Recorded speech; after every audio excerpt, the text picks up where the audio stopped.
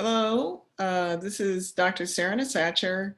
I'm a medical doctor and I have a functional medicine practice.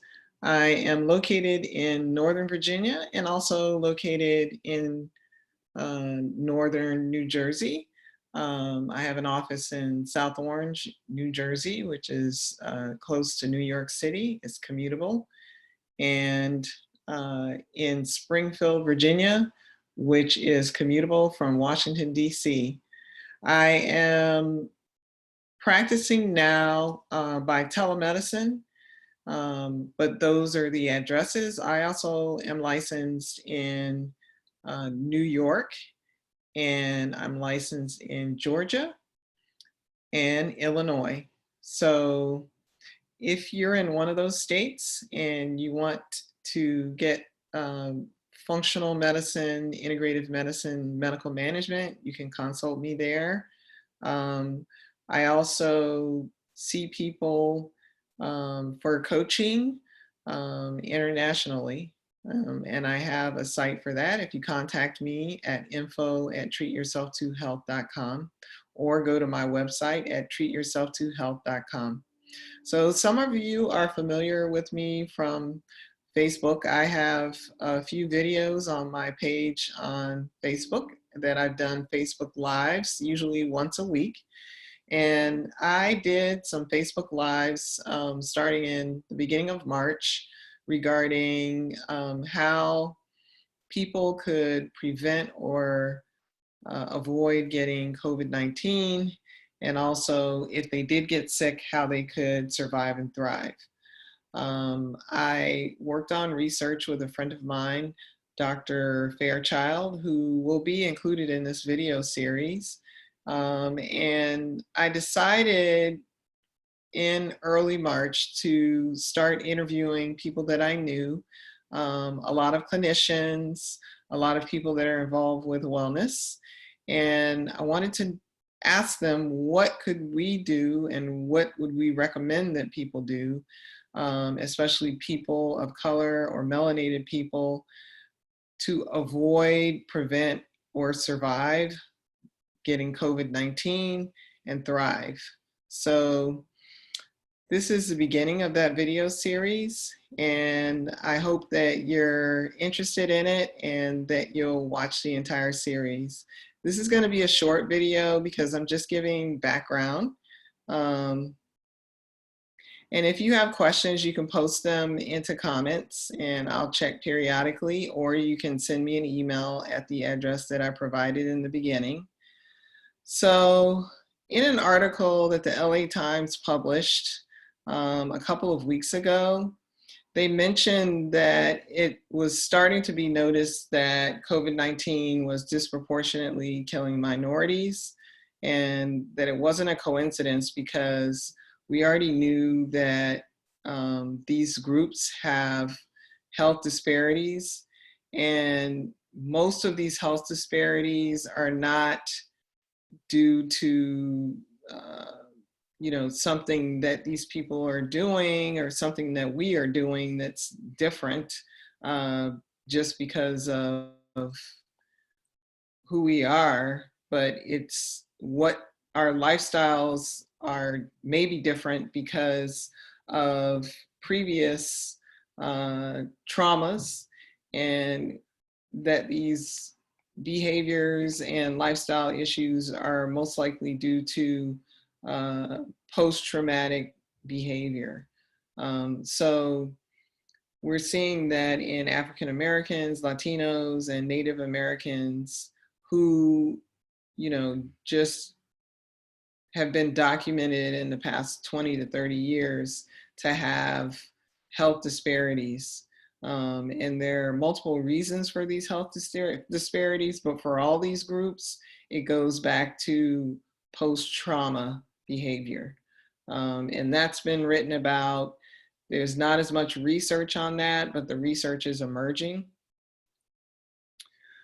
I have to say that what's annoyed me with the media and with people that have gotten on TV talking about this issue, not African American doctors, but when they're interviewing other people Generally, these people are stating that, that perhaps African Americans, have genetic issues, or perhaps that they have behavior issues that are their own fault. And I totally disagree with that, because when you've been traumatized, then you will try to self-medicate, and that's been going on for centuries, since slavery. So actually, Dr. Joy DeGruy has a whole business built around post-traumatic slave syndrome, and I really have hopes that this name will be adopted into the coding and billing in psychiatry and in medical coding and billing, because they have in the coding and billing, they have uh, generational stress as a diagnosis, and underneath that they refer to, the Jewish people, and what has happened to them, but there's no reference really to other groups like Native Americans who have undergone persecution, to Latino Americans, and to African Americans who have undergone slavery, Jim Crow, and it just goes on and on. It has not stopped. So someone else that I would like to mention, because she's written a lot of books that pertain to this topic, is Harriet Washington, and she published a book called Medical Apartheid, which I feel should be required reading for everyone, especially like when you're in high school, because most people have no idea that most of the medical research that went on in this country, in different areas, because in infectious disease, it was the Tuskegee study, in GYN surgery and OB. A lot of that was done in New York State by the so-called father of OBGYN. So, and in which women that had no rights were tortured and had surgery done on them without anesthesia. Harriet Washington also has recently published a book about environmental racism. So that's also a must read. And I believe in Deadly Monopoly, she's talking about, how corporate influences are taking over just about everything in American life.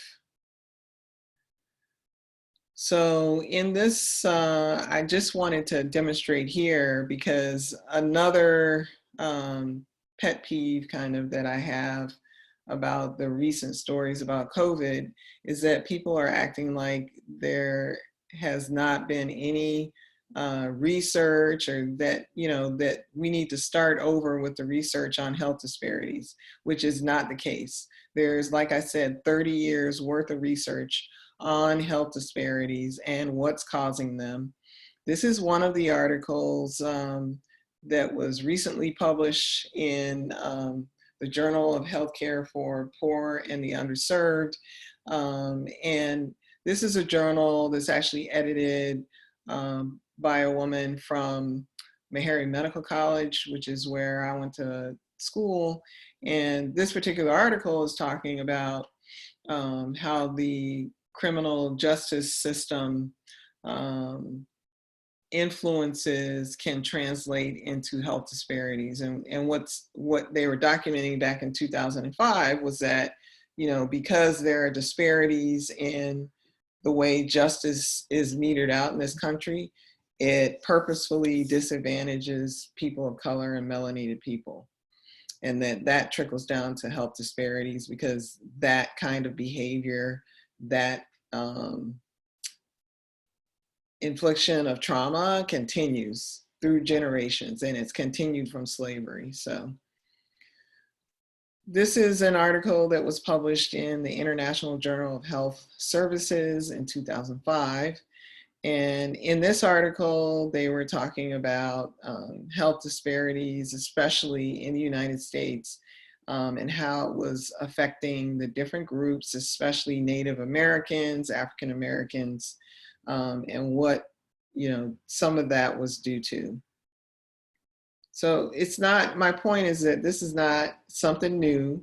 We don't need to have any research like trying to figure out why or if there are health disparities. We know that they're there, they've been there, and we know a lot of root causes. What we need to figure out in this country is how to make healthcare equitable.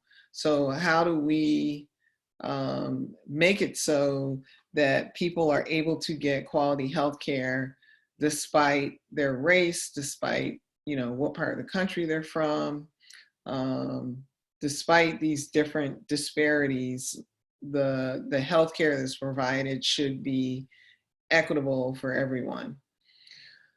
So in a recent news story in the past couple of weeks, it was noted, and the CDC did admit that race was not being tracked or reported. And as a consequence, last week, this is the third week in April.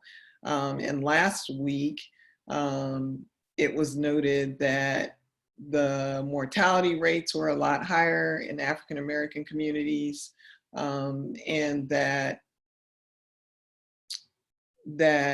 the proportion of deaths was out of proportion to the amount of population in these different areas of the country.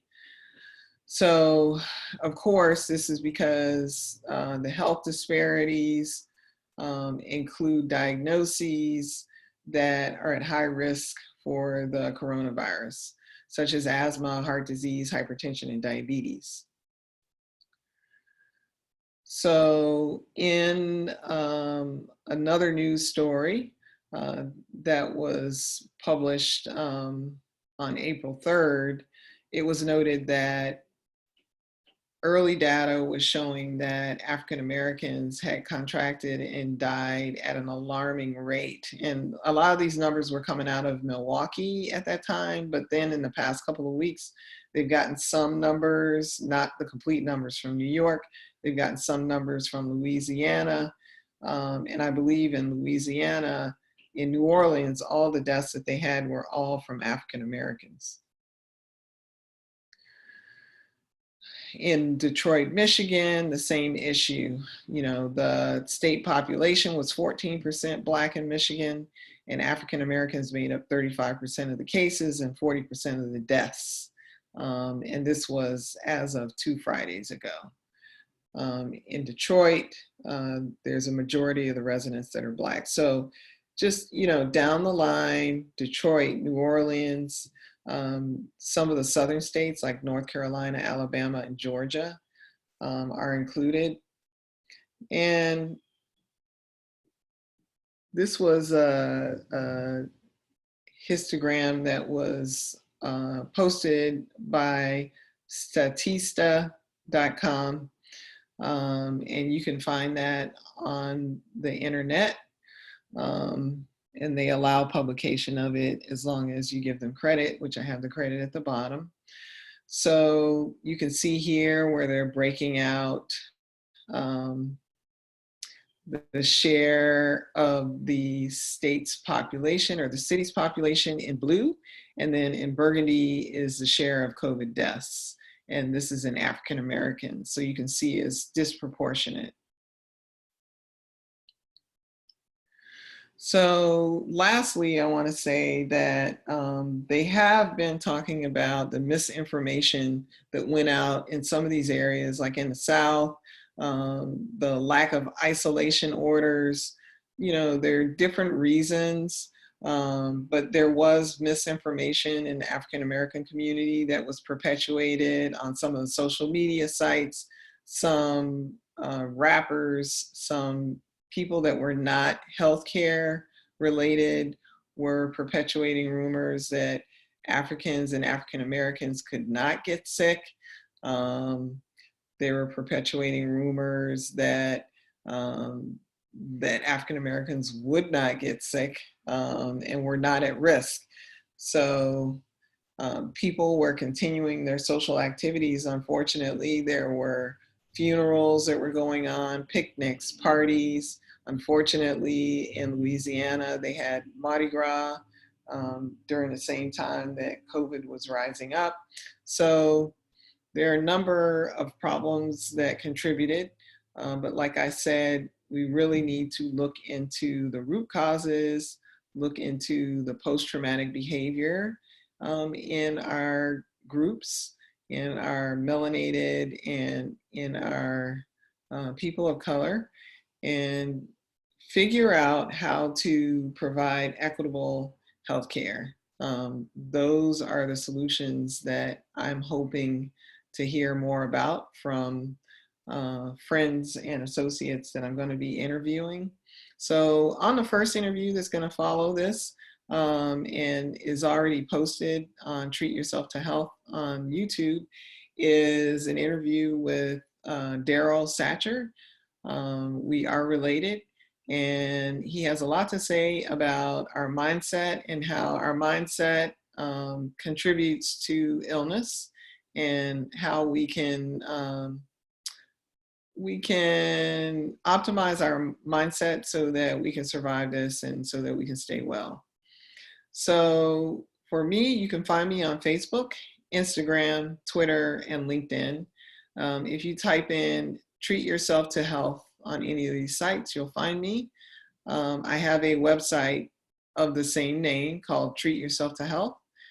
You can schedule a telemedicine visit by visiting treatyourselftohealth.com and click on orientation, and that will start the process. You can visit my Facebook page for videos from March the 3rd, 5th, 19th, and in April on the COVID, on respiratory illness and boosting your immune system. I am starting a mastermind group on mymentor.life, and that's really financially feasible for most people. So that mastermind group, you can go ahead and click on paying for a coaching session, and the coaching session I will get the link, and then you'll see the date when that coaching session will occur, and you can sign up for the group, and the groups will be coaching on that topic, on immune boosting. I'll also be coaching on metabolism and metabolic mastermind. So just note that you're interested in one of those groups on the forum, and you will be contacted. So I'll also be posting links at the bottom of this video, so you can just let me know if you're interested in anything I have to offer. And of course, on the other videos, you'll also see links posted in the comment section on the bottom. Thank you for joining me today. Like I said, my name is Dr. Serena Satcher. This is going to be a series. So the first interview is already posted, but this is the introductory video so that you know the basis of the series. Thank you so much for joining, and I'm looking forward to meeting you soon. Thank you.